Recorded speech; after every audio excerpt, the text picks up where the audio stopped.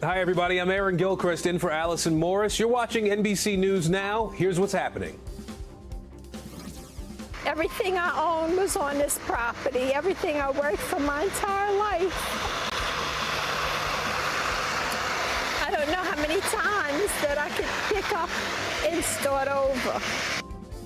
Recovering from Ida, more than 50 people are dead and entire communities remain underwater and without power.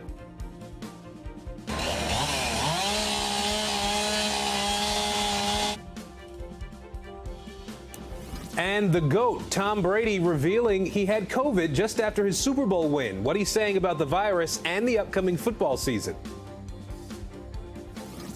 I don't do this for everybody.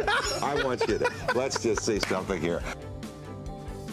And remembering Willard Scott, the legendary Today Show weatherman who graced NBC for 65 years, died on Saturday at the age of 87. But his humor and infectious personality live on. By the end of a dinner with Willard, he had lipstick marks all over his head. Women came up, they'd kiss him on the forehead, they'd kiss him on the top of his head. The guy was just, he was exactly who you thought he was.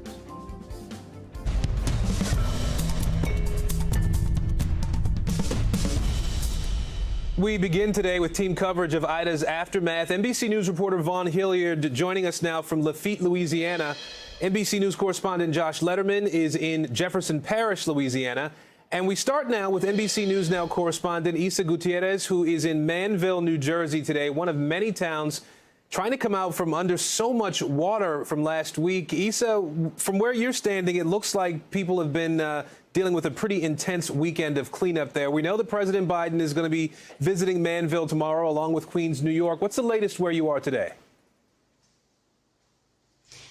Hey, Aaron, good afternoon. This right behind me that you see here, this is what we have seen all over Manville today. Entire homes flipped inside out. This is a family's, lifetime of memories out here on the sidewalk to be picked up essentially as garbage. What we've also seen is the Red Cross, churches, friends from other towns coming into Manville, helping their loved ones recover whatever they can from inside these homes. Now, this home right behind me is where June lives. She's a grandmother in her 60s. There she is right there. She has 9 grandchildren here today helping her, as well as many other family members, salvaging whatever they can from inside. Over here, over my shoulder, you can see some of these family photos that they've been able to recover. I went inside. They've had to pull out rugs. They've had to pull out flooring as well as walls, and they don't know how long this is going to take in order for it to be safe for June to go back in there. Take a listen. The water's gone, but our lives are like over till we, rebuild, but cleanup is disastrous and it's going to take a long time. How do you deal with this financially? I don't know how I'm going to pay to have 3 houses fixed. And one of which doesn't have any flood insurance. I don't know what I'm going to do. We'll make more memories, we'll make more pictures, and I'm sure I've got copies of a lot of stuff. I'll make her more, and we'll make more memories. You just have to keep going forward. You can't give up. You mentioned President Biden's visit tomorrow. I spoke with many residents around Manville today, asking them if they had one-on-one time with President Biden, what they would ask for. And many of them just said 2 words: send FEMA. They've repeated to me over and over today that they are desperate for help, for cleanup help, as well as financial help. They don't really know how they're going to get out of this at the moment. And as you can see, they're very much in the thick of the recovery process right now. Aaron? And we know the president approved disaster declarations for New York and New Jersey over the weekend. Isa, I do want to ask you about something else. We're going to show folks some new video that really, I think, paints a picture of just the extreme risk that first responders take when they go into these floodwaters searching for people. This is an apartment in Queens, New York. What are cities and states doing to try to better prepare for the next storm that the climatologists have told us is probably coming sooner than we'd like? Right, Aaron. Well, first of all, let's not forget that, we know this next storm is going to come at some point, and these families are still in the middle of this recovery process. That's something that they're very nervous about, right? Not getting over this before the next one comes along and rips through their neighborhood again. But as far as what cities and states are doing, we heard from Mayor de Blasio over the weekend saying that a couple of the things that they're going to be changing is that they want to enhance the warning systems for New York City residents so that they know that this kind of disaster could be coming and they can prepare themselves. They also are going to work on evacuation plans for people who live in those basement apartments. We've heard from Governor Murphy here in New Jersey talking a lot about infrastructure over the last few days, saying that really in the long term, what the state has to do is build back better in order to be more prepared for these kinds of extreme weather events that we know we're going to see more and more of. But something that I really want to mention, Aaron, is that on a smaller scale here in these towns, there are fixes that these people want as well. We talked to someone who said that they spoke to the mayor about the siren warning that they have here in the town. It's pretty far away from where the residential area is. And they're saying that that was really a problem last week because they were caught off guard by this. The alarm didn't sound until about 1:30 in the morning. And for many of them, it was tough to hear because it was far away from where they live. So small changes like that on the local level, people here are saying are really going to make a big difference for them when the next storm rolls around. Aaron? All right, Isa Gutierrez for us in Manville, New Jersey today. Isa, thank you. 500,000 people are still without power in Louisiana. Officials there warning some residents could be without electricity through the end of the month. The Louisiana Department of Health today confirming 13 deaths related to Hurricane Ida, including 5 nursing home residents who were evacuated to a warehouse. NBC News reporter Vaughn Hilliard has the latest from Lafitte, Louisiana. Aaron, I think the most important thing that we could convey here in a report is the images that everybody should bear witness to, that we've been looking at hour after hour over the last 8 days. And you can look at some of these aerial drone footage that we took here of Lafitte, Louisiana, in which you see this essentially swamp, standing water and mud here.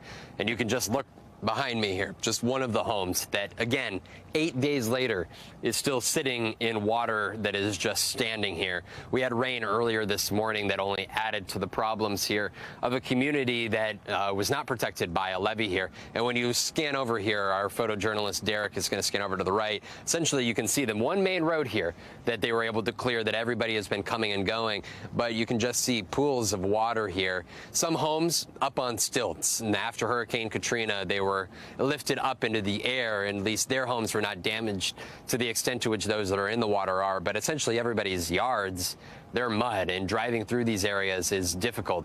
This is tough. We were talking to some shrimpers, who are concerned about their business and ability to go back out onto the water, one suggesting that it may be 2 months till they're able to go back out because of the amount of debris that is inside of the waterways here and just the devastation in which this community has endured. We are about 30 miles outside of New Orleans. We should know about 500,000, 500,000 people are still without power in the greater New Orleans areas. When you drive around, there's no businesses. There's, gas station pumps may be open, but the gas station for actual food or water, those are not open. There's no Starbucks, McDonald's that are even open at this time. This essentially is a greater major American city that still 8 days later is still yet to be opened. This is a difficult time here for so many in the community and will be in these days and these weeks ahead. A heat advisory and slow-moving thunderstorms complicating matters today in hard-hit areas of southern Louisiana. That's where NBC News correspondent Josh Letterman is today. He's in Jefferson Parish, Louisiana. Josh, it's been raining there today. I know there's a flash flood watch that's in effect until later tonight. How concerned is that community right now about those things, and are they doing anything to try to be prepared for it? Yeah, well, they're on edge. In fact, those thunderstorms just forced a pause of relief operations here at the Louisiana National Guard station. About 2 hours, they stopped handing anything out as the rain was coming down more expected.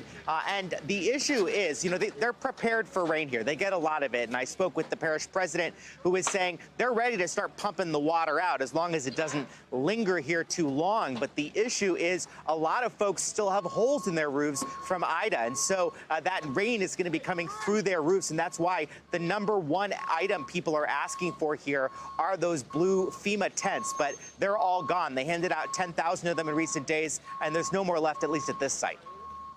You know, Josh, it's been, more than a week now since the storm hit that area. Still a pretty steady stream of people at these distribution centers like the one you're at. It looks like they're doing okay supply-wise, but how are they holding up with these supplies there? And have people's needs changed at all over the last several days? Yeah, the supplies seem to be holding up in part because there's so many different, government agencies here, nonprofit groups, private groups. As far as their needs, they're so basic, Aaron. So many people had prepared for 2, 3, 4 days of hurricane needs. But here we are on day 8. And so you've got folks lining up for hours waiting for boxes of water, for meals ready to eat, for ice so that they can maybe keep some food and water cool for just a few hours. And that is what we're seeing for, as they had this pause for the last couple of hours due to the weather. The folks did not leave. They stood in their cars and waited there for hours because at this point, this is the only relief for so many people with stores around here out of power and closed. Josh, I heard the parish president there in Jefferson Parish urge people not to return if they don't have to. Help us to understand the reasoning for that kind of language and what people can do if they can't afford to stay away. Yeah, well, for one thing, there's still a boil water advisory here, so people are without water. There's a curfew in place because it's not really safe for people to be out and about at night with all the electricity out. Case in point, somebody was killed by a hit-and-run driver last night because they were walking down the street. It was completely dark, and then that person was hit by several more cars because nobody could even see that they're there. The parish president, Cynthia Shang, she said she does want people to stay away if they can, but understood that it's an individual choice. Take a listen. I think the gas situation has improved a little bit, but some stores are not closing, and our sewer and water system are not where they need to be yet. That we're making progress every day, but we were lucky that schools were closed this week, so it's not forcing those people to come back. So we're just trying to say, it's still very hot here. If you can't be without air conditioning, it's very difficult to live here right now. But again, everybody has to make that personal choice. They are hoping that within a few days, by Wednesday, most folks will be back with power here in Jefferson Parish. That could make it easier for folks to start coming back. But of course, Aaron, they are then coming back to see what exactly it was that Hurricane Ida did to their homes and start to try to move forward. Aaron. All right, Josh Letterman just outside New Orleans for us today. Josh, thank you. So we've seen it all. Catastrophic flooding, record-breaking heat, unprecedented wildfires, the nation experiencing a summer like no other. And experts fear it won't be the last. A look at our weather crisis now from coast to coast. Record-breaking heat and a lack of rainfall are threatening to paralyze the country's western half. 88% of it now in a drought, raising fears of widespread wildfires. 24 million residents in the Pacific Northwest are under heat alerts, with temperatures expected to break June records, reaching 113 degrees in Washington and Oregon and 114 in Idaho. We're in Key West right now, where the strongest wind gusts overnight were 62 miles an hour. As you see the surf kicking up behind me. Millions remain in a dangerous path and are now bracing for impact. Dozens of wildfires raging out of control in the West. 2 million people under red flag warnings across 5 states. Gosh, we've had, 3 or 4 fires around here in the last month, and it's kind of getting scary. Without enough water in lakes and reservoirs, vegetation dries out and becomes ready fuel. The scale of the devastation in Western Europe this morning, catastrophic. Days of torrential rain turned into a surge of rushing water, crushing roadways, wiping out bridges and destroying homes. Everything is broken. Stunning scenes in a subway in central China. Passengers trapped inside flooded train cars, posting horrifying videos to social media. Nearly a year's worth of rain falling in just 3 days, what forecasters called a once-in-a-thousand-years event. The Dixie Fire's March of Flames, swallowing more than 400,000 acres, becoming the nation's largest active wildfire and third largest in California history. This is the largest reservoir in the United States, and it is at its lowest level. This beach did not used to be a beach. Just a few years ago, all of this would have been underwater. It is a Category 1 hurricane at this time, and winds could gust up to 60 to 80 miles per hour. It topples trees, it topples power lines on that soaking wet ground. The deadly Category 4 storm packing 150-mile-per-hour sustained winds and dangerous storm surge. Across the strike zone, the damage is massive. It's the worst that I've seen in the 20 years that I've been in the parish, and we've seen several hurricanes. The sun rose over the Caldor Fire's ever-expanding plume, destroying another 5,000 acres overnight, now threatening more than 30,000 homes with more than 50,000 residents under mandatory evacuation. The remnants of Hurricane Ida continuing to wreak havoc all the way up the Northeast. A terrifying wall of water flooding a basement in New Jersey. Everyone survived, but in New York City, at least 8 people have died in basement apartments. There are biblical images. Water knocked commuters rushed into New York subway station. Water pouring onto platforms and tracks, shutting down the system for hours. As the Northeast recovers from Ida, there will be much to contemplate. The prospect of more of this and how resilient our modern world needs to be as we face the consequences of climate change. Labor Day weekend marking another horrible COVID milestone. The U.S. surpassing 40 million cases, just as the White House may have to shift its booster timeline. NBC News correspondent Guad Venegas has more. Aaron, as the numbers indicate an increase in cases among children, we're wrapping up this holiday weekend with kids returning to schools all across the country.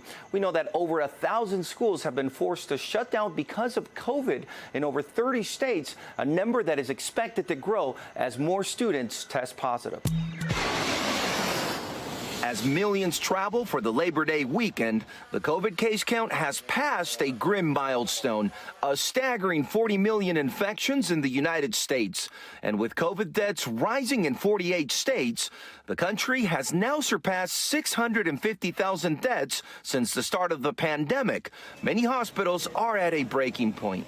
We are drowning in people who are dying with this illness. As the highly contagious Delta variant drives the latest surge, the White House is preparing to extend its booster timeline.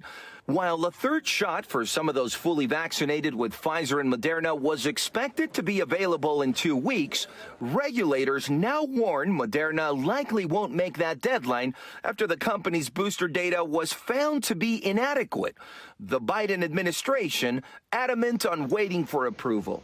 No one's going to get boosters until the FDA says they're approved, until the CDC Advisory Committee makes a recommendation. This as the number of kids infected with the virus is on the rise. A new report from the American Academy of Pediatrics and the Children's Hospital Association found children make up 1 in 5 new COVID cases. And between late June and mid-August, numbers from the CDC show hospitalization rates for kids and teens increased 5-fold. We know certainly more children are getting infected, and therefore more are getting hospitalized. COVID put then 4-year-old Lincoln in the hospital for a week last March. I don't feel so good. I know you don't feel so good. His mother, Anna, stayed at his bedside as his condition worsened.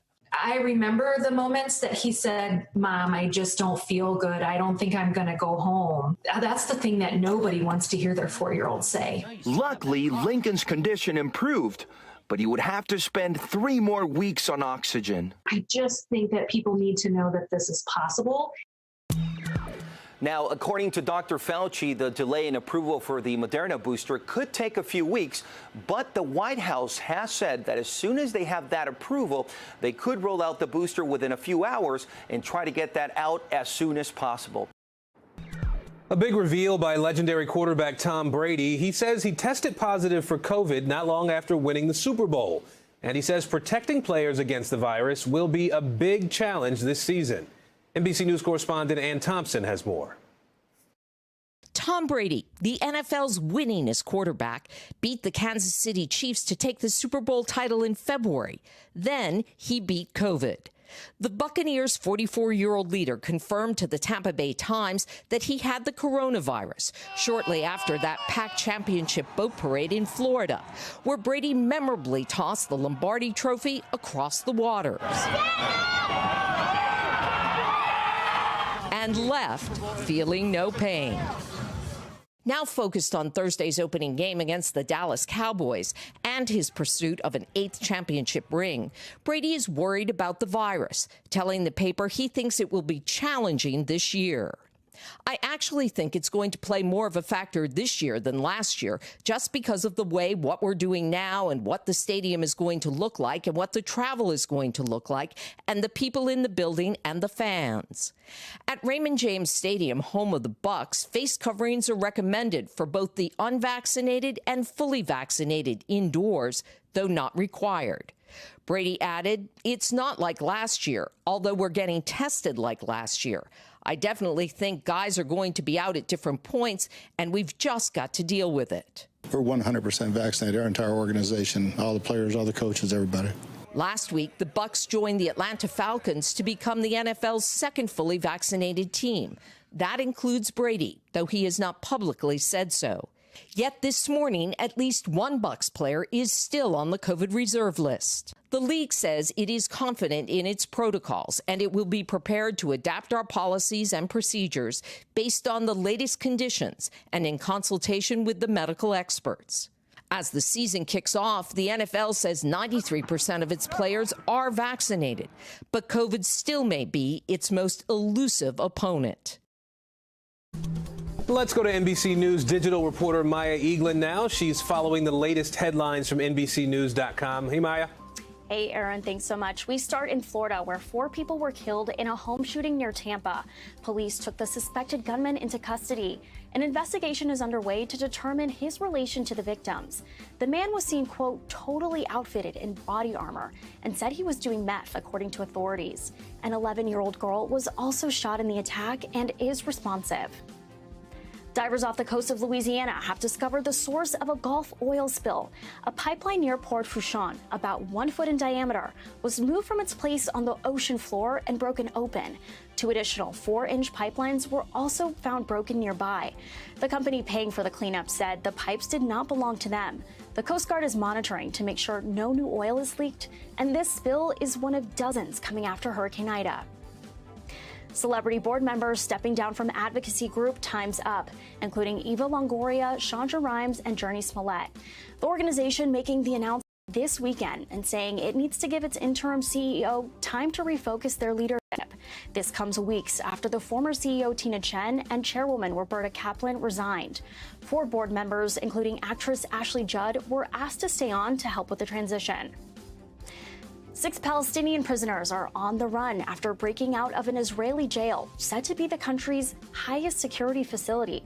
A manhunt for the escapees is underway, and 400 prisoners are being moved to prevent more escape attempts. One of the prisoners was a leader during the Second Palestinian Uprising 20 years ago, and 4 of them were serving life sentences. Authorities said they did not pose a threat to the general public. 12-month-old twins in Israel see each other for the first time. The baby girls were born conjoined at the back of their heads. After a 12-hour surgery with a team of more than 50 medical professionals, they were successfully separated. It was the first time an operation of this complexity was performed in Israel. The lead surgeon estimating it's only been done about 20 times globally. He said the girls are now alert, conscious, and neurologically okay. Aaron, so glad to hear they're doing all right. Nice to see it was successful for sure. Maya, thank you. We do want to turn now to the latest on that controversial abortion ban law in Texas, the measure forcing more women to cross state lines to get the procedure. In fact, one clinic in Oklahoma says it's getting about 50 phone calls a day from Texans seeking abortions, compared to 3 to 5 per day it was getting before last Wednesday when the bill went into effect. I want to bring in NBC News reporter Liz McLaughlin now. She joins us from outside a Planned Parenthood clinic in Austin, Texas. Liz, what's been some of the reaction that you're hearing there in Texas, especially from women and from abortion providers in that state? Aaron, Aaron, providers that we've spoken to say they're just heartbroken. There are women in their clinics. Those waiting rooms, by the way, have turned almost into crisis centers. They're crying, they're asking for help, and the providers can't do anything. Their hands are tied. They're forced to comply with this law. And they have just some heartbreaking stories. One woman, 5.5 weeks pregnant, so within the scope of this law, tested positive for coronavirus, unable to get the procedure until she's done isolating, which would be after that 6-week mark. And there's just story after story. A 14-year-old rape victim, over and over. You know, everyone has a different story, a different reason to have to seek out this service. And it's an already difficult decision that's being made even more difficult for these women. Aaron. And we're seeing how corporate America is paying attention to what's happening there in Texas, too, Liz. There's some major companies that have been taking a stance against this law. What's the latest there? That's right, Aaron. Bumble and Match, those dating apps, both Texas-based and female-led, have come out against this and provided a relief fund for their employees who may be based in Texas and need to access abortion care outside of the state. GoDaddy, the web host server, stopped hosting a site that took anonymous tips to try to encourage the enforcement of this law. And then Uber and Lyft, those ride-sharing apps, they have come out against this and said that they will cover legal fees for any drivers that are subjects of this lawsuit. We haven't heard from a lot of companies, though. Some of Texas's biggest employers, Dell, American Airlines, AT&T, they're kind of staying away from it because abortion is, controversial. It is one of the most politically and emotionally charged issues in this country. At the same time, Liz, there are anti-abortion rights groups that view Texas as a big win at this point. Our NBC News reporting says that many of these groups are now turning their attention to Mississippi. What can you tell us about that? That's right, Aaron. All eyes are on a Mississippi case that will be heard by the Supreme Court later this year. It's a law that bans abortions after 15 weeks. And if the Supreme Court rules in their favor, it may effectively overturn Roe v. Wade, that landmark 1973 case that guarantees safe abortions for women nationwide. If that happens, then pro-lifers say they're going to push through laws across the country in various states. There are trigger laws that would go into effect. And pro-lifers also saying that they wouldn't stop at 6 weeks, that they would want to ban abortion from conception. All right, Liz McLaughlin for us in Austin, Texas today. Thanks, Liz. The mystery surrounding an unsolved double murder in South Carolina deepening. A prominent lawyer shot over the weekend, just months after his wife and son were killed. Here's NBC News correspondent Katie Beck. Well, Aaron, this is a case that has captured the state for months. The wife and son of a prominent attorney, Alex Murdaugh, found dead on the family property. Now, Alex Murdaugh himself is recovering after this stunning twist and a disturbing mystery. A shocking new twist in the case of a high-profile family at the center of an unsolved murder mystery. Prominent South Carolina attorney Alex Murdaugh is now recovering after being shot this weekend. It's the latest in a string of disturbing events coming just 3 months after the double murder of Murdaugh's wife and son. Many in the area closely following the case. The family is legendary in South Carolina, with its members previously serving as the region's top prosecutor for generations. On Saturday, Murdaugh pulled his car over to change a flat tire, according to a family friend, when a pickup truck drove by, turned around, and approached again. Seconds later, someone inside opened fire. Authorities say Murdaugh called 911 and was treated for a superficial gunshot wound to the head. South Carolina police are still investigating the June murder of his wife and son. My wife and my son. Are they in a vehicle? No, ma'am, they're on the ground out at my kennels. Alex Murdaugh came home to his family estate on June 7th to discover his wife Maggie and their son Paul fatally shot near the dog kennels on their family property. Alex Murdaugh's brother speaking out shortly after the murders. But the person that did this is out there. The Murdaugh family has offered a $100,000 reward for information. Still, no arrests have been made. He is presumed innocent. At the time of his death, 22-year-old Paul Murdaugh had pleaded not guilty and was awaiting trial on 3 charges of boating under the influence, related to a 2019 crash that left a 19-year-old woman dead. The family's power in the state sparked questions about whether Alex intervened in the boat crash case to protect his son, claims the family denies. After the murders, the charges were dropped. Now, as Alex recovers in a Savannah hospital, Murdoch's attorney tells NBC News it makes you wonder what the hell is going on, adding it seems like someone's gunning for the family. Well, at this time, police aren't saying if they have any leads or suspects in the case. They are simply saying that it is an ongoing investigation. Meanwhile, family members of Alex Murdaugh tell us he is expected to recover, but he's asking for his privacy during this very difficult time. This week, the nation pauses to look back on what happened 20 years ago when nearly 3,000 people died in the September 11th attacks. But how is this tragedy being taught in schools now to kids who weren't even alive when it happened? NBC News chief education correspondent Rahema Ellis takes a look.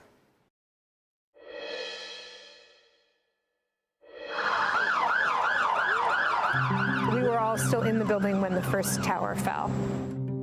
Just 4 blocks from Ground Zero, Annie Tom still teaches English at Stuyvesant High School. She and her former students wrote a play called With Their Eyes, based on what they witnessed that day. Now it's a tool for others to teach their students about 9/11. Is there any advice you would give to a teacher who's struggling to teach the story of 9/11? It's important for us to give our students the credit and trust them that they're able to have complex conversations.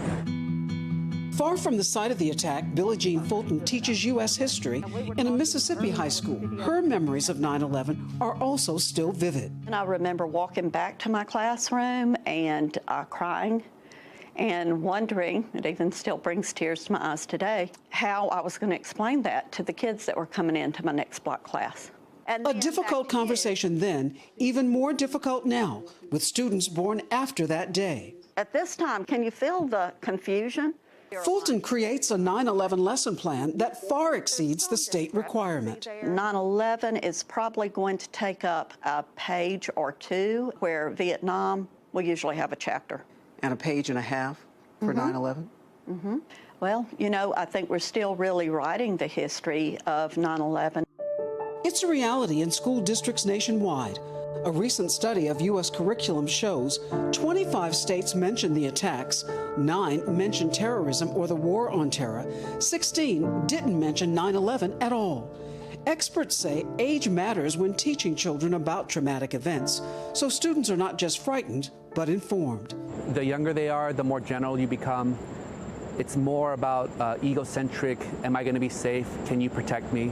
Those kind of lessons. The best teachers have a pulse on their class, and they adjust the lesson to fit where the students are. Raise your hand if you learned something new about 9/11. These students know more now than ever because of how Fulton teaches, using personal stories Jules, this is Ryan. Lives on an airplane that's been hijacked. And accounts of bravery. All those firefighters going into that building, 347 of them won't make it out. It's different from how I imagined it. Like, I understood that people died, but see the buildings, the people, the planes, it was devastating. With these lessons, both Thoms and Fulton, what's your feeling about what you've seen? Aim to make the 2,977 people who died that day more than just a number. You think an emotional connection is one of the most powerful ways to connect your students to history? Absolutely. They've got to have some kind of feeling about it. And the best way to get them engaged is emotionally. Do you think you'll ever forget this lesson? You don't forget. This is something you can't forget. You shouldn't forget. But first, someone has to teach you why it's important to remember. Time now for the bottom line, our daily look at what's going on in the world of business and beyond. At this hour, the livelihoods of millions of Americans on a cliff's edge.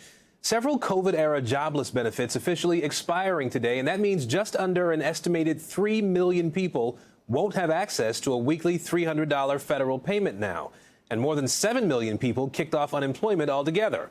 On the Today Show, Labor Secretary Marty Walsh explains why he backed the decision to let the benefits end. God we had it in the very beginning of this pandemic because people would have had gone through a lot more devastation during this pandemic. What we've done now is we're looking at, this was a bill that was voted on by Congress, the American Rescue Plan, and today was the day that the $300 extension will end. We've allowed governors across the country, if they need to look at using CARES money, using Rescue Plan money to extend the unemployment benefit in their state if they need to. The rate is different all across the country. So it really is about how do we continue to get the economy back and running. The problem we have right now is that we have a Delta variant that unfortunately is not working with us. We're seeing numbers in certain parts of the country high, so we have to keep an eye on what's going on moving forward here. Let me squeeze in one more question here. I want to get to those job numbers. Early estimates were optimistic. Analysts suggest that this summer's COVID surge has slowed growth. Is that what you're seeing, and should we expect a rough few months if these trends continue? I think a lot of people just want to know if there's a light, if you will, at the end of the tunnel. Well, I think there is a light in the tunnel, and I think it's incumbent upon all of us to make sure that we're vaccinated, making sure that we're still keeping each other safe and watching out for your own personal health with the pandemic. I think that, we really need to continue to get people vaccinated. There's still parts of this country that large numbers of people aren't vaccinated, and we're seeing the largest hits of Delta variant there. Also in those areas, we're seeing hospitals overrun with people and some concerns. So I think there definitely is a light in the tunnel. It's just a matter of us continuing to move forward. I don't want to make you say a yes or no answer here, but do you think we can get back to pre-pandemic levels within the next year or so? I would hope so. I mean, again, it's very the pandemic, the virus is very unpredictable. I think we can get pretty close to it. I think a lot of people were hoping this year, by the end of this year, would be there. I'm not sure if that's going to be the case, but again, we're dealing with a pandemic. I think that listening to what the science says, listening to what the experts say, we'll get together. We'll get through this together. Bills unpaid, wages slashed, the future uncertain. The end of jobless benefits leaving millions with economic uncertainty. NBC News correspondent Emily Ikeda joins us now from Studio City, California. That's an area where restaurants and retail stores were hit pretty hard by the pandemic. Emily, can you sort of walk us through some of these programs? Which programs are officially coming to an end today? Hey there, Aaron. So the government has already spent nearly $800 billion helping the unemployed throughout the pandemic. And a lot of that money has gone towards the 3 programs that we're seeing expiring today.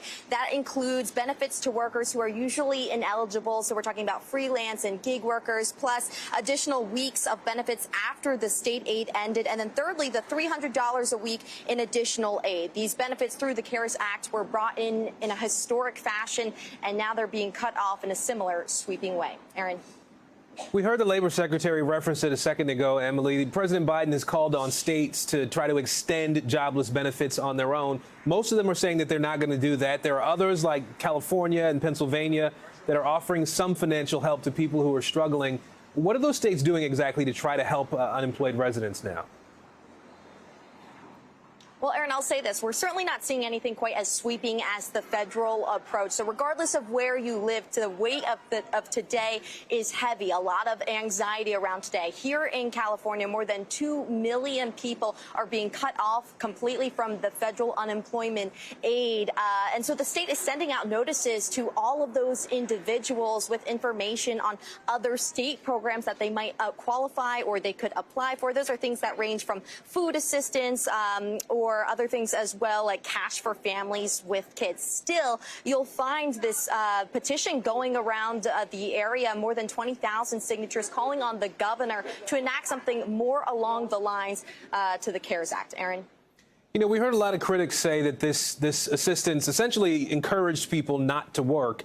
I know you talked to some people who say that they're going to be hit pretty hard by the end of the jobless benefits. What are they saying about trying to find work and some of the challenges that they are going to be facing? Well, they say the job hunt isn't what it seems. It's been and continues to be hindered by the pandemic. That could be the cost of childcare. Some job fields are still slammed and hit hard by the pandemic. Maybe it's fears over the raging Delta variant causing people to be concerned about their safety in the workplace. And those fears have led and those various variables have led to people taking some pretty drastic measures. One woman you'll hear from in a moment describes how she felt like she was forced to put her daughter with developmental disabilities into a group home, something she's never wanted to do simply because of the cost of individualized care. Another woman talks about how she feels like she's probably going to have to take out more loans. Listen here. You don't ever anticipate it happening. 18 months ago, our family was thriving.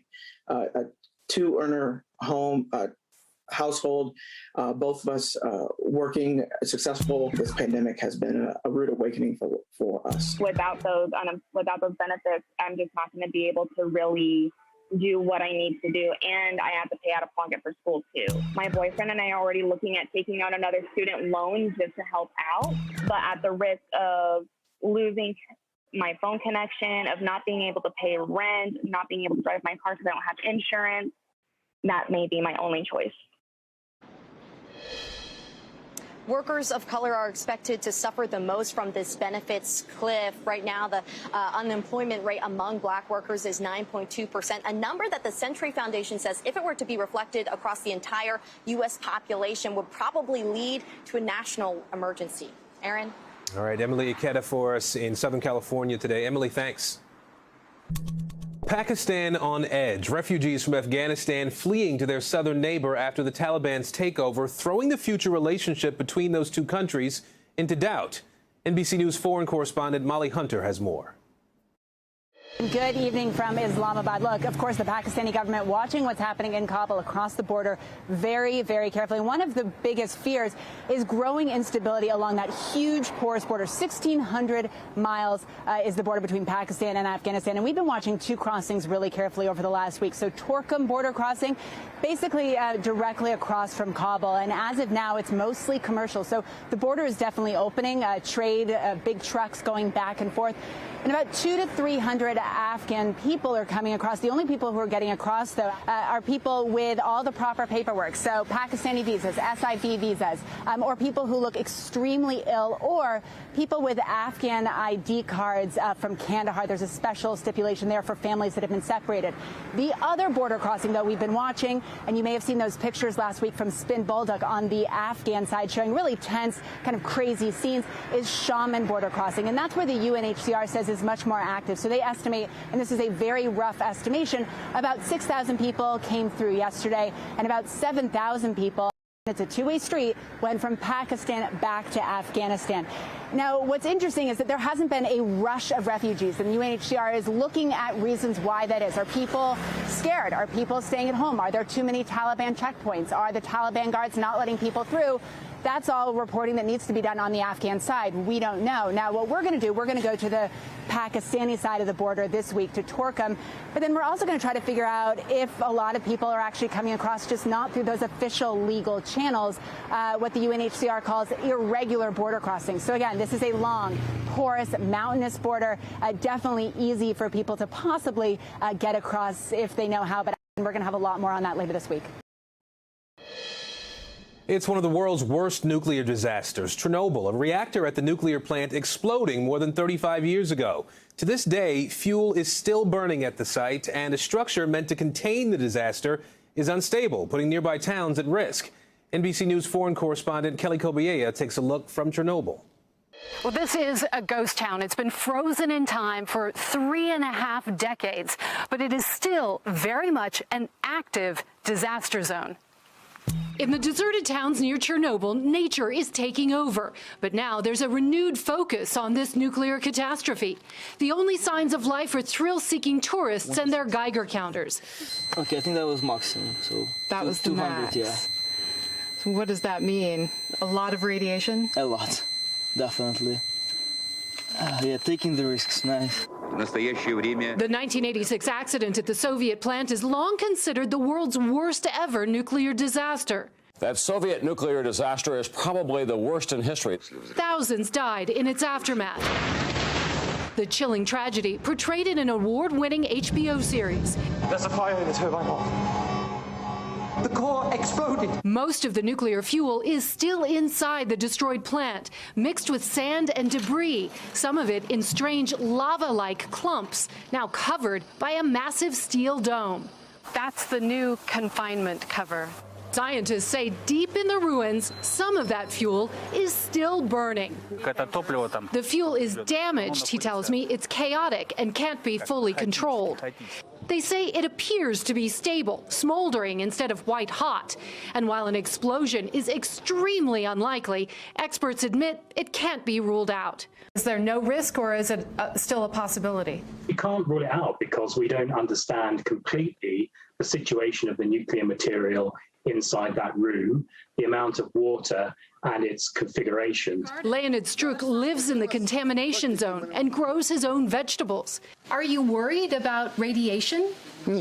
He told me he's not worried about the accident site either, convinced the steel cover will contain the radiation. So are scientists. But in the world's worst nuclear disaster zone, the risk of another accident, no matter how small, can't be ignored. And there's another concern underneath that dome. The structure, originally built to contain the disaster, is very unstable. And if it falls, it would kick up 30 tons of radioactive dust underneath the dome, contaminating all of the high-tech equipment. The goal is to have that structure safely down, if all goes well, by next year. Adding a little shtick to the weather. That is what legendary Today Show personality Willard Scott was best known for during his more than 40 years on the morning broadcast. Scott passed away this weekend at the age of 87, and as Today Show anchor Chanel Jones explains, there wasn't anyone quite like him. Weather can be pretty bland on a day-to-day basis, and so what you do is to add a little shtick to it. He was joy and laughter personified. Morning, Willard. I'm singing to my Jane while standing in the rain. Every morning, he gave us the weather and a smile. Good luck. I don't do this for everybody. I want you to, let's just see something here. I want to see. The nation first met Willard Scott on Today in 1980. Morning, all. I'm Tom Brokaw here with Jane Pauley. Good morning. And the newest member, old Uncle Willard, the newest member of the Today family. He was best known for celebrating the birthdays of viewers turning the golden age of 100. Their images appearing on Smucker's jelly jars. Margaret McNeil, Elizabethtown, North Carolina, a very independent lady, 100 years old. Willard came to Today from NBC station WRC in Washington, where he was the weatherman. And sunshine will come in here sometime. Born in 1934 in Alexandria, Virginia, an only child, Scott began his broadcasting career in 1950 and helped create the popular Joy Boys radio program. Willard played Bozo the Clown and was even the first Ronald McDonald. The hamburger happy clown. No gimmick was too much for him. He dressed up as everyone from Boy George to Carmen Miranda. Willard loved all creatures, big and small. I think he's going for my hairpiece. I love you. And the big names loved him too. Can you believe this? I came by to see if you wanted to jog with me today. I'm ready. Willard even got a smooch from First Lady Barbara Bush during the 1989 inaugural parade. How about that? I've been kissed by the best. After traveling the world on Today. And we are somewhere, and I mean somewhere out in the Saudi desert. This is spectacular. In 2015, we celebrated Willard's retirement after 65 years with NBC. You have been my second dad, and I would not be here without you. I love you so much. Well, I appreciate that. Are you going to buy me dinner? I'm going to buy you dinner. I'm going to be fading off into the sunset. Yes, sir. After 130 years at NBC, and I'm going over yonder. All right, where's yonder? Over yonder. Scott was married to his wife, Mary, from 1959 until she died in 2002. They had 2 daughters together. He's survived by his wife of 7 years, Paris. It happened yesterday. Jane Pauley, who was Willard's co-anchor for years, memorializing him on Sunday. Katie Couric writing, Willard, you didn't make it to the front of the Smucker's jar, but you changed so many lives for the better. Our Al Roker, who took over for Willard on Today, putting it best. Willard was a man of his times, the ultimate broadcaster. There will never be anyone quite like him.